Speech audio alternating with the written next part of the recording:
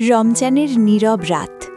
মদিনার আকাশে তারারা যেন আলোর প্রদীপ হয়ে জ্বলছে, চারপাশে গভীর প্রশান্তি। কিন্তু সেই নীরবতার মাঝেও একটি ঘর থেকে ভেসে আসছে কান্নার শব্দ। সেই ঘরটি আর কারো নয়, এটি আমাদের প্রিয় নবী হজরত মুহাম্মদ সাল্লাল্লাহু আলাইহি ওয়াসাল্লামের ঘর। হজরত আয়েশা রাদিয়াল্লাহু বর্ণনা করেন, রমজানের একটি রাতে নবীজি সাল্লাল্লাহু আলাইহি ওয়াসাল্লাম নামাজে দাঁড়ালেন। রাত দীর্ঘ হয়ে গেল, কিয়াম দীর্ঘ হল, রুকু দীর্ঘ হল, সিজদা দীর্ঘ হল। তিনি কুরআনের আয়াত তিলাওয়াত করতে করতে একটি জায়গায় এসে থেমে গেলেন। আয়াতটি ছিল, ইন তুআযিবহুম ফাইন্নাহুম ইবাদুক ওয়া ইন তাগফির লাহুম ফাইন্নাকা আনতাল আজিজুল হাকীম। অর্থ, হে আল্লাহ, তুমি যদি তাদের শাস্তি দাও তারা তো তোমারই বান্দা, আর যদি তুমি তাদের ক্ষমা করো নিশ্চয়ই তুমি পরাক্রমশালী, প্রজ্ঞাময়। এই একটি আয়াত, শুধু একটি আয়াত, নবীজি সাল্লাল্লাহু আলাইহি ওয়াসাল্লাম সারা রাত পড়লেন, আবার পড়লেন, আবার পড়লেন। চোখ থেকে অশ্রু গড়িয়ে পড়ছে, দাড়ি ভিজে যাচ্ছে, মাটিও ভিজে যাচ্ছে তার চোখের পানিতে।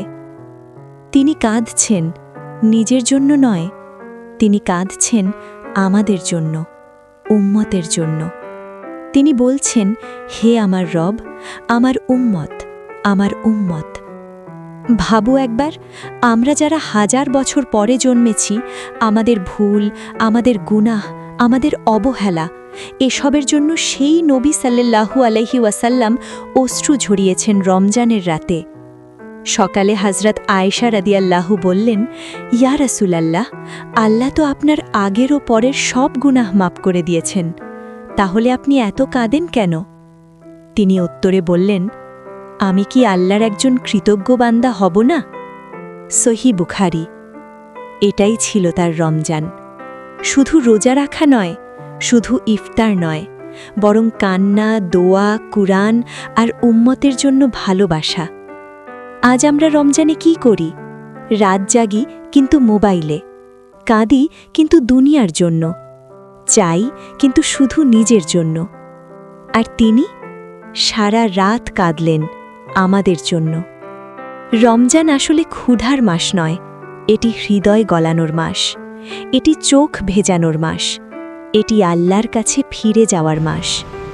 চলো এই রমজানে আমরা অন্তত এক রাত একটু দাঁড়াই সিজদায়, একটু কাঁদি, একটু বলি, হে আল্লাহ, আমাদের ক্ষমা করুন। হয়তো সেই অশ্রুর ফোঁটার সাথে আমাদের নামও লিখে দেওয়া হবে ক্ষমাপ্রাপ্তদের তালিকায়।